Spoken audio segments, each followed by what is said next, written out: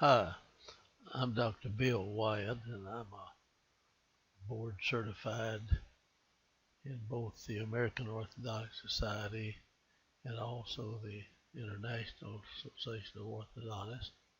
These are general dental and pedodontic organizations that teach orthodontics primarily. And I'm going to go into showing you how to produce these loops that we use in intruding archwires. That's where we have deep bite cases and we need to open the bites up. So we use loops on a regular arch wire that we put in an auxiliary tube. If you want a lot of detail on this, I have a long video on intruding arch wires. Here is the I've got to get this little deal over on this side and get it before my pictures will move. What we bend these loops with is a Tweed loop forming plier. This is the most efficient, best loop forming plier that you can get. Now it has a little set screw in the middle of it down here, and this little pin right here, if it were to break, but I've never broken one, you can slide it in or out by unscrewing this Allen nut. There's a nut that goes down there and tightens up on this thing and keeps it in place.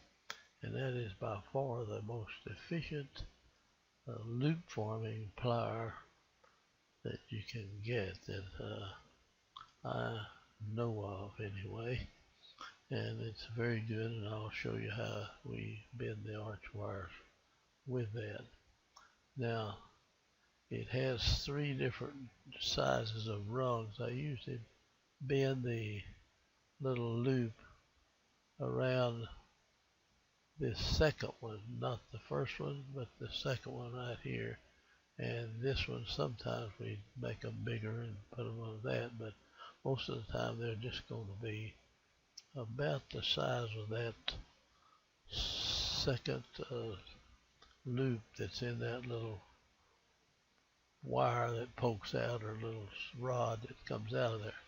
And it fits down in a groove over here. If you look at that thing, it's kind of like that, you know. And this rod more or less fits in there. So when you lay a arch wire on there and you mash this rod in this loop, it'll bend that wire almost 45 to nearly 90 degrees, and when you press on that wire. It's where we make loops in wires where we have hooks for impacted teeth, and it's a real usable thing. Okay, we actually form an arch wire, or you can get preformed if you want to. I'm going to use a rectangular wire. I use a 1/8 slot, so this will be a 17-2-5 rectangular wire. We show you how to make wax patterns in another little video.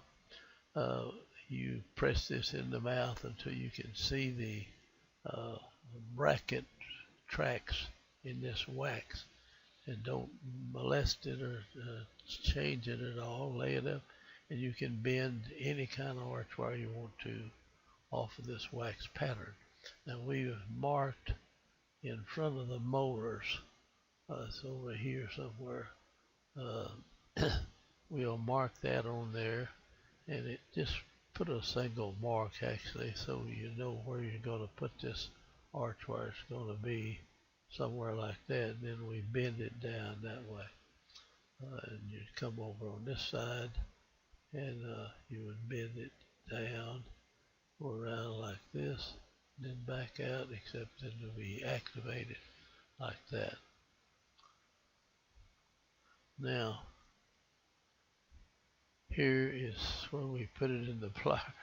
The plier gets kind of stained in the middle here, and there's where we want the mesial part of this loop to form right here at this point. And so this, when I press down on that, that's at that second level there, it will bend this wire up like that. And I'll go ahead and do that. Then we'll be working on a typodont now that's kind of laying on its side. But anyway, I've taken that out, and it's just off the wax pattern. Put it up there, and we press that down.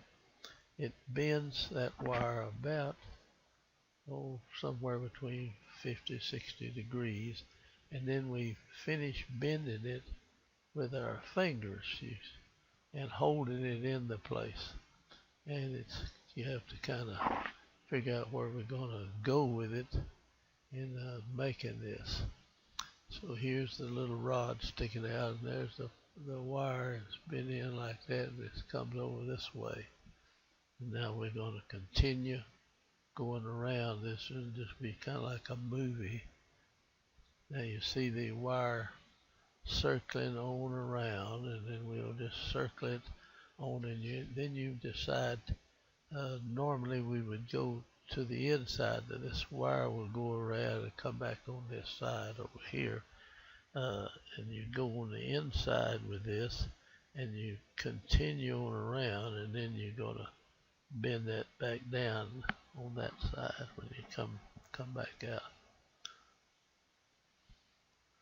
Try to make these where they're not too long. People don't get bored to death listening to them, but sometimes it takes a little more. Now you get it up that way, and you're going to roll your plier around, and now we slipped it over, and we're bringing it behind, and we're going to come in behind that, you see, and make the other rolls. You can see it go around now, come up on the other side. There, it's coming up on the other side at this point. Now we're going to go up here, and then we'll bend it back down. And we put the activation in the loop. Okay. Let me see if I erased all that. I think we did.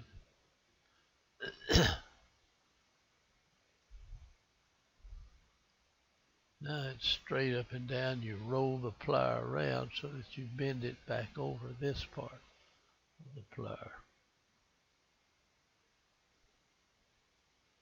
Now you press down on it, and it'll bend the arch wire. A lot of times we just make it out that way, but then we activate it down about 45 degrees. Alright, it's bent over now, and this way it's still in the same plane as the arch wire itself, maybe a little bit off, and you've come out, bent down, around like this, back around on the inside, and back out this way. But now when you get ready to activate this, you want to bend this part of the wire down like this. So when you insert this in the molar tube back here, the arch wire will be coming down in the front of the mouth. I'll have to show you that. Then you elevate this end of it. It's coming around now. It's going to be on the other side, and you're going to have loops over on this side also. And this wire out here will be down real low, and you pull it up and attach it to the lower anterior teeth, or if you turn it up the other way, you would raise the upper anterior teeth, which I think we use this wire on the upper, but I've got it kind of on the lower here right now. It doesn't really matter. Alright, there we've activated it, and the wire looks like that now. Alright, then you come over to the other side and you've got it marked too, and you're going to do the same thing. You're going to go down with it. I wish that wouldn't do that, but it does, and I can't change it. And you circle it back around, and then we're going to come down with this side. Alright, I'm going to just go through it. You can watch it kind of like a movie here. We twist it back on the inside.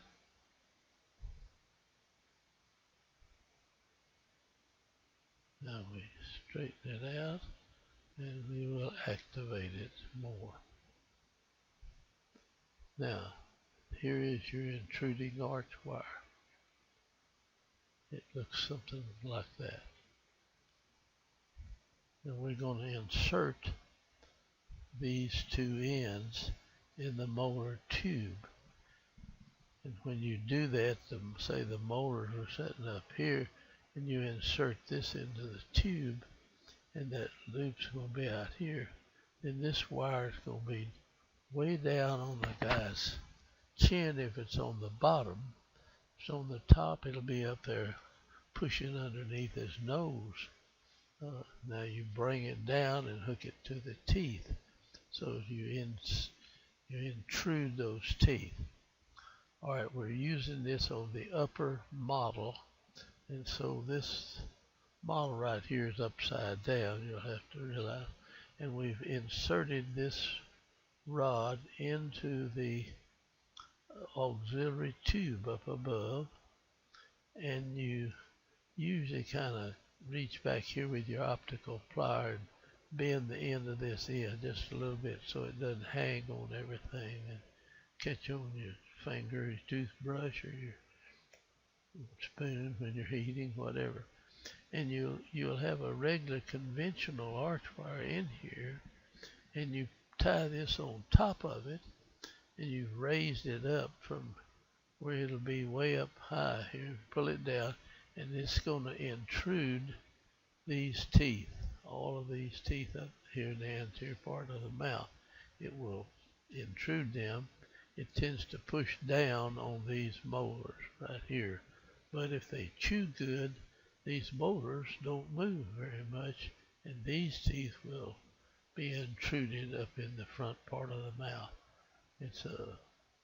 And you can level a bite with this thing and use a flexible wire to line the rest of this up from the day one. In other words, you can get a case leveled with this intruding wire before you can even get a big enough arch wire in there to start leveling it without it. So it's really an efficient way. It'll cut about 2-3 months off of your orthodontic treatment time if you got a real deep bite case to use this intruding wire. So it's very efficient. Alright, we put it in, and the wire actually goes way up here, and you pull it down and tie it to your teeth. You can hook it. Now here's your conventional wire, see, right underneath here, going around, and you pull this right on top of it and take the elastics and go over it all the way back. Actually, just go all the way back with it. Tie it in on top of, piggybacked on top of the other arch wire, the real flexible wire that's rotating and doing all the other nice things that you can do to the teeth from day one. Now here it is. Now this intruding wire here would be way up like this, you see, and you have to pull it down and hook it to these other teeth, see, and it's going to pick these teeth up. It'll start elevating these teeth, and you can make it elevate whatever, you can put to whatever pressure you want to on it, really, but it is the best, most efficient way to open a bite. And you have one of these on the bottom arch. If your lower teeth are up in the roof of your mouth and your upper teeth come down and cover your lower teeth, you put one on both upper and lower arches, then you can have the bite of this case leveled out before you get the teeth straightened out or the gaps or whatever the rotation's done. You'll have it leveled before you start. And it's nearly always class 2, division 2 type case. And when you get the thing opened up, the lower jaw will move forward. About half of your class 2 problem will just go away without any problem at all. And I've got some of the cases showing that in the larger video on this. Now, here we're tying it with a wire because it's got a lot of it's got a lot of force on it, you see, picking that up. So this is about a 10,000ths light, soft ligature wire that we're going to tie it in here with you. Tie it down real snug in there. I have to show you that. If you pull it together, then you twist that down real tight on there, and you've got it. You've tied it at least 2 to 3 places in there, and cut it off. Take your cutter and cut it.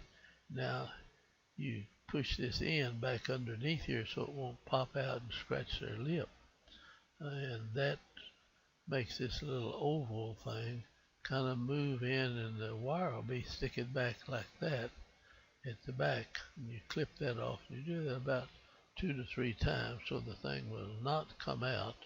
It's going to stay in the mouth. We do them that way. That's a little clearer picture. And we're shoving that twisted end of the wire back underneath there. And you see you push it down and clamp it back in there. And it goes back in here so it won't come out and scratch their lip up here. If it comes out and the thing's sitting in there aggravating them, they'll be back in the office. Alright, we tied at least twice and usually 3 times. So we've got another tie on it, and we push it back underneath there too. So the intruding wire now is tied on, and there's the tie right here, and here is one over here, I think. And I can't see over on that side. That's a kind of a blown up picture on it. Now, this is the last picture I've got on this, but it's inserted into the molar tube right here. Now this wire is up here and it's pulled down, so this tended to move this molar tooth right here. It's tended to move it down and back, so it's tended to tip it. But if you take somebody who chews good and they chew on this tooth will move very little, while the anterior teeth will actually be elevated up. And on the lower, it'd be right reverse of this, the same way with that. And that's all, the only picture I've got in here. That's the last picture on this. But I want to show you this loop is not arbitrarily made. It is the most efficient way to do this.